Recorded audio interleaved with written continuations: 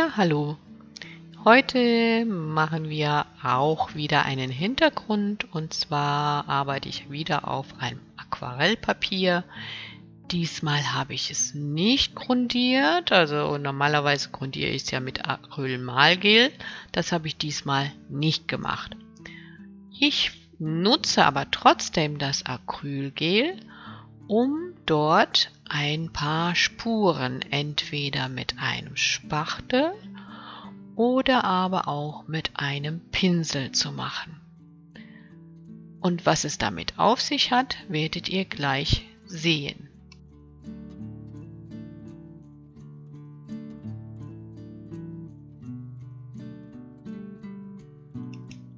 Hier also ein paar lockere Spuren mit dem Spachtel, ohne genau zu wissen, wo es hingeht. Ich kreiere erst einmal wie immer einen Hintergrund und da überlege ich nicht lange.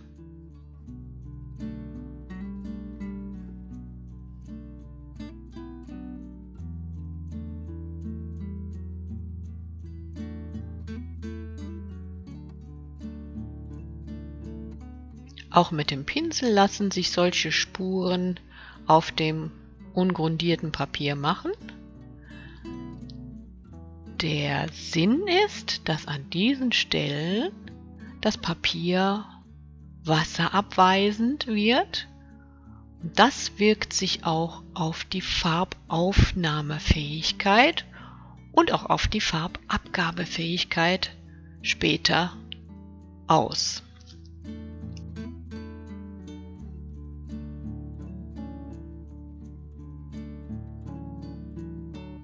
Das muss erst einmal richtig gut trocknen, bevor ich dann mit dem ersten Farbauftrag beginne.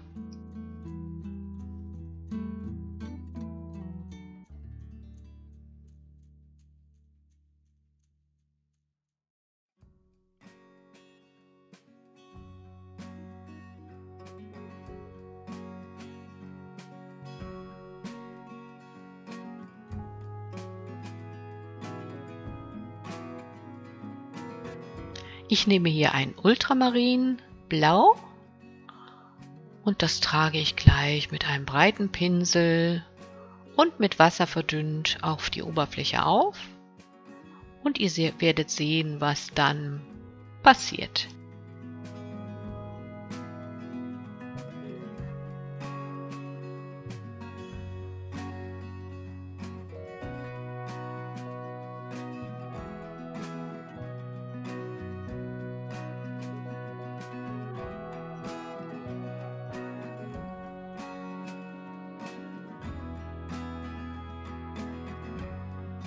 Ihr müsst die Farbe ausreichend mit Wasser verdünnen, sonst ist der Effekt nicht zu sehen.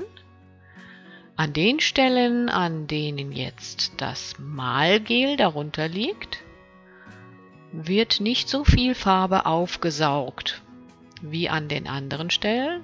Es ist ein Papier, das Aquarellpapier, das saugt die Farbe auf und so habe ich praktisch die vorher reservierten Spuren jetzt in einem etwas helleren Blau. Um das Ganze noch zu verstärken, kann ich mit einem leicht feuchten Tuch noch einmal darüber wischen und die Tonwertunterschiede werden etwas größer.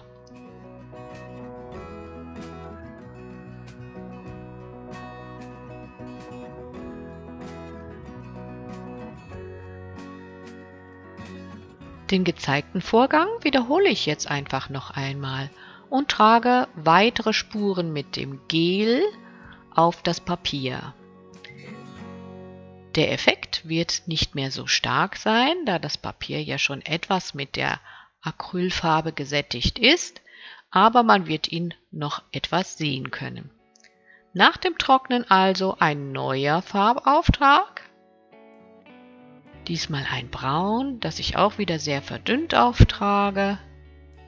Und schaut mir einfach zu und seht, was passiert.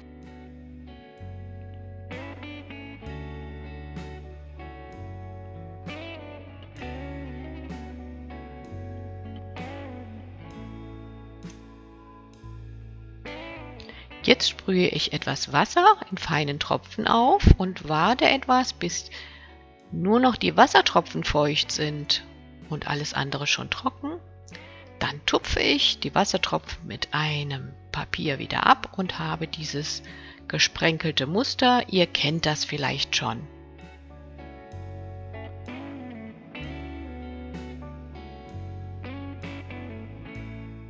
Natürlich müsst ihr alles erstmal gründlich trocknen, bevor es weitergeht. Und jetzt ist der Untergrund relativ dunkel.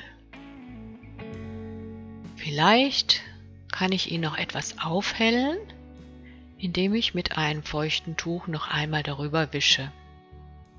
So kommen die hellen Stellen noch etwas besser zur Geltung.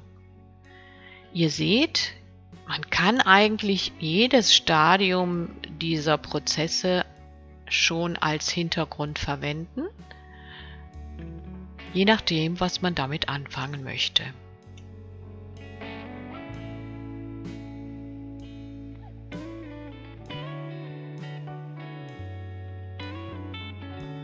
Einige von euch werden sich vielleicht fragen, kann ich das auch auf einem Keilrahmen machen? Ja, natürlich. Es kommt darauf an, wie der Keilrahmen grundiert ist. Die Saugfähigkeit ist immer etwas unterschiedlich und so werden die Effekte auch mehr oder weniger deutlich bei euch auf dem Keilrahmen zu sehen sein.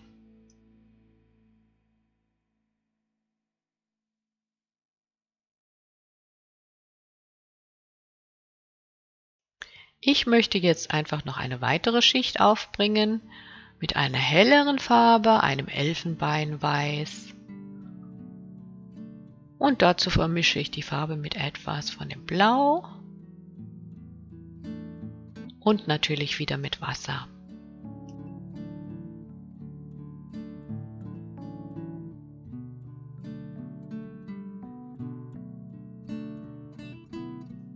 Ganz spontan überlege ich mir, ich bringe einfach nochmal ein paar Spuren mit meinem Gel an, bevor ich das helle Elfenbeinweiß auftrage.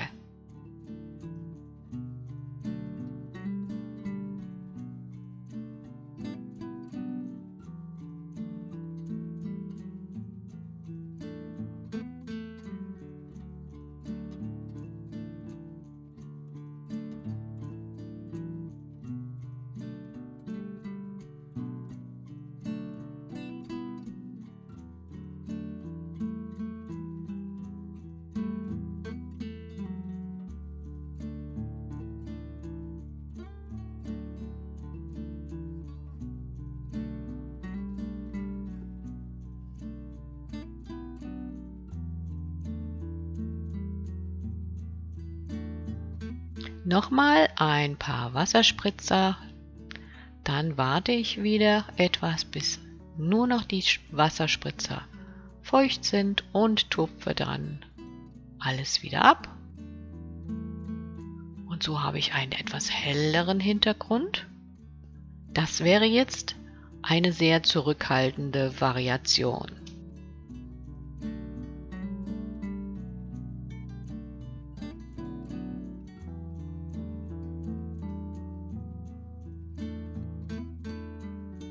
Um den weißen Schleier etwas aufzubrechen, arbeite ich nochmal mit meinem feuchten Lappen und nehme etwas von der weißen Farbe wieder weg. Ja, mein Kopf ist im Weg, ich arbeite da im Stehen, damit ich etwas Druck ausüben kann. Ich entferne jetzt die Maskierbänder, schaue mir das Ganze an und entscheide dann erst, was passiert jetzt mit dem Hintergrund? Was kann ich daraus machen? Vielleicht habt ihr auch Ideen und postet eure Hintergründe oder eure daraus entstandenen Werke einfach mal in der Facebook-Gruppe und dann kann ich sie auch sehen. Ich entscheide mich, das so herum zu machen und mein Ergebnis seht ihr im nächsten Video. Viel Spaß, bleibt gesund und kreativ. Tschüss!